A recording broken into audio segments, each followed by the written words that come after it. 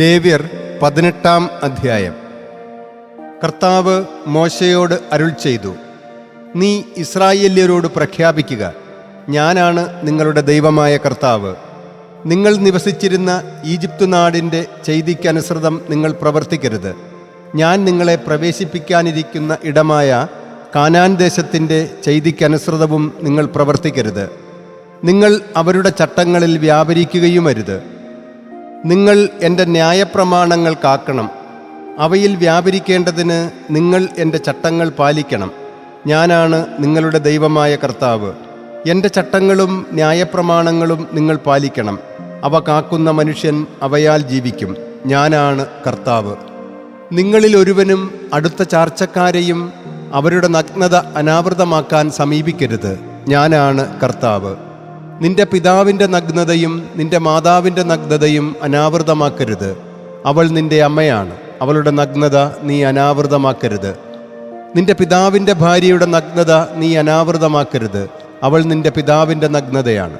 നിന്റെ സഹോദരിയുടെ നഗ്നത നിന്റെ പിതാവിൻ്റെ മകളോ മാതാവിൻ്റെ മകളോ ആയ ഭവനജാതരുടെയോ അന്യത്രജാതരുടെയോ നഗ്നത നീ അനാവൃതമാക്കരുത്.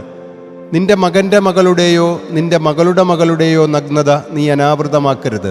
കാരണം അവർ നിന്റെ നഗ്നതയാണ്. നിന്റെ പിതൃഭാര്യയുടെ മകളുടെ നഗ്നത നിന്റെ പിതൃജാത നിന്റെ സഹോദരി തന്നെയാകയാൽ അവളുടെ നഗ്നത നീ അനാവൃതമാക്കരുത്. നിന്റെ പിതൃസഹോദരിയുടെ നഗ്നത നീ അനാവൃതമാക്കരുത്. അവൾ നിന്റെ പിതാവിൻ്റെ തന്നെ മാംസമാണ്. നിന്റെ മാതൃസഹോദരിയുടെ നഗ്നത നീ അനാവൃതമാക്കരുത്. അവൾ നിന്റെ മാതാവിൻ്റെ തന്നെ മാംസമാണ്. നിന്റെ പിതൃസഹോദരൻ്റെ നഗ്നത അനാവൃതമാക്കരുത്. അതായത് അവൻ്റെ ഭാര്യയെ നീ സമീപിക്കരുത്. അവൾ നിന്റെ അമ്മായിയാണ്. നിന്റെ മരുമകളുടെ നഗ്നത നീ അനാവൃതമാക്കരുത്. അവൾ നിന്റെ പുത്രഭാര്യയാണ്. അവളുടെ നഗ്നത നീ അനാവൃതമാക്കരുത്. നിന്റെ സഹോദര ഭാര്യയുടെ നഗ്നത നീ അനാവൃതമാക്കരുത്. അവൾ നിന്റെ സഹോദരൻ്റെ നഗ്നതയാണ്. ഒരു സ്ത്രീയുടെയും അവളുടെ മകളുടെയും നഗ്നത നീ അനാവൃതമാക്കരുത്. അവളുടെ മകൻ്റെ മകളെയോ അവളുടെ മകളുടെ മകളെയോ നഗ്നത അനാവൃതമാക്കാനായി നീ പരിഗ്രഹിക്കരുത്. അവർ രക്തബന്ധമുള്ളവരാണ്. അത് അഭിഹിതവേഴ്ചയാണ്. ഒരുവൾ നിന്റെ ഭാര്യയായി ജീവിച്ചിരിക്കെ അവളുടെ സഹോദരിയെ പ്രതിയോഗിയാക്കി അവളുടെ നഗ്നത അനാവൃതമാക്കാനായി നീ പരിഗ്രഹിക്കരുത്. മാസമുറയാൽ മലിനയായിരിക്കുന്ന സ്ത്രീയുടെ നഗ്നത അനാവൃതമാക്കാനായി അവളെ നീ സമീപിക്കരുത്. നിന്റെ അയൽക്കാരൻ്റെ ഭാര്യയോടൊപ്പം മലിനനാകാൻ അവളുമായി നിന്റെ കിടക്ക പങ്കിടരുത്.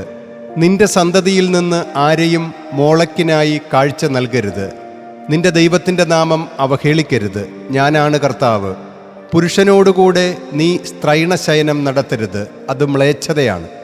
ഏതെങ്കിലും ഒരു മൃഗം മൂലം മലിനനാകാൻ അതുമായി നീ ശയിക്കരുത്. തന്നോട് വേഴ്ച നടത്താനായി മൃഗത്തിൻ്റെ മുമ്പിൽ ഒരു സ്ത്രീ നിന്നുകൊടുക്കരുത്. അത് പ്രകൃതി വിരുദ്ധതയാണ്. ഇവയിലൊന്നുകൊണ്ടും നിങ്ങൾ സ്വയം മലിനരാകരുത്. എന്തെന്നാൽ നിങ്ങളുടെ മുമ്പിൽ നിന്ന് ഞാൻ ബഹിഷ്കരിക്കാൻ പോകുന്ന ജനതകൾ ഇവയെല്ലാം മൂലം സ്വയം മലിനരാകുന്നു.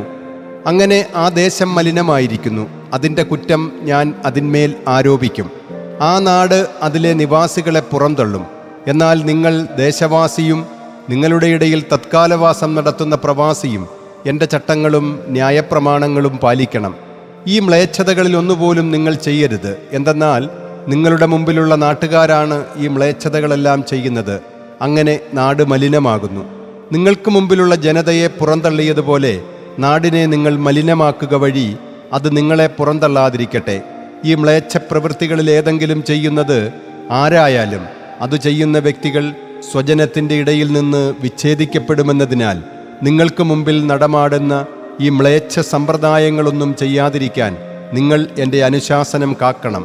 അങ്ങനെ അവ വഴി നിങ്ങൾ മലിനരാകാതിരിക്കട്ടെ. ഞാനാണ് നിങ്ങളുടെ ദൈവമായ കർത്താവ്.